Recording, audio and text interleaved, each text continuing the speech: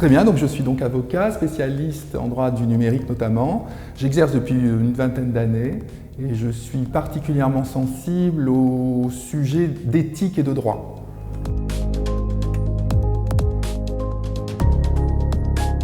L'hyperconnexion, c'est la situation dans laquelle nous nous trouvons tous, c'est-à-dire être constamment connectés aux outils numériques. En droit, on s'est surtout intéressé à la situation du travailleur, de l'employé qui se trouve plus ou moins obligé d'être constamment connecté pendant ces périodes de repos ou de congé.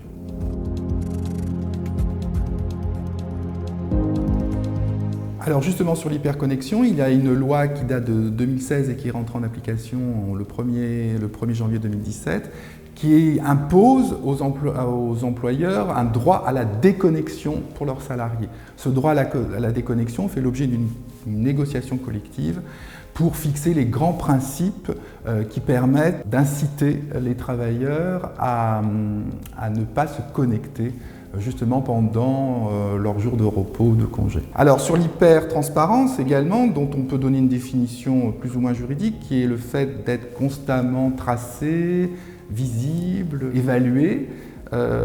Aujourd'hui, il y a une grande loi qui est issue d'un grand règlement européen, c'est le RGPD, le Règlement général pour la protection des données, qui vient renforcer le droit des usagers, des utilisateurs, de chacun de nous, à être mieux protégés dans sa vie privée.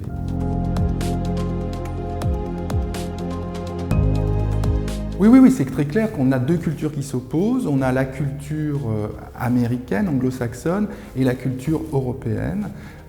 Nous sommes plutôt dans une politique de régulation, sinon de réglementation. Notamment, il y a aujourd'hui au Parlement une loi, dite loi Avia, qui se discute et qui voudrait que les grandes plateformes, notamment lorsqu'elles sont le moyen de diffuser des propos haineux, injurieux contre des personnes, qu'elles soient dans l'obligation de les supprimer très rapidement, dans les 24 heures, que éventuellement le pouvoir réglementaire administratif puisse également exercer un contrôle au-delà du pouvoir du juge, et puis qu'elle soit éventuellement sanctionnée si elle ne supprimait pas ces contenus haineux.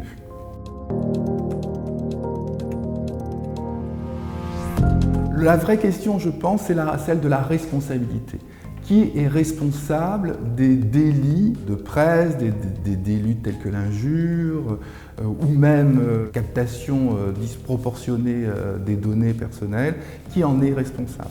Alors, on pense généralement aux grands opérateurs du numérique, qui eux vivent depuis 2004 sous un régime de déresponsabilité, puisqu'ils sont considérés comme neutres et passifs, et ce n'est que dans le cas où ils ne supprimeraient pas qu'ils deviendraient éventuellement responsables. Se pose aussi la question des usagers eux-mêmes, qui peuvent être considérés comme étant responsables, puisque d'une manière virale, ils pourraient répliquer de réseau en réseau ces contenus. Aujourd'hui, il y a une réflexion, notamment de la part des plateformes, sur les fake news par exemple, qui consisterait à, dès lors qu'une plateforme, à travers un système d'intelligence artificielle, détecterait un contenu haineux, elle ne le supprimerait pas, mais elle pousserait à côté de ce contenu une information alternative, donc peut-être plus réelle, plus véridique, et ça serait à l'internaute d'aller cliquer sur ce contenu pour éventuellement mettre en balance ce qu'il voit, ce qu'il lit, comparé à ce qu'il peut lire par ailleurs. Ça renvoie toujours à la responsabilité de l'internaute, de cliquer ou pas. Voilà, moi je suis peut-être plus favorable, et certainement plus favorable, à une co-responsabilité, en tout cas une responsabilité renforcée des GAFAM.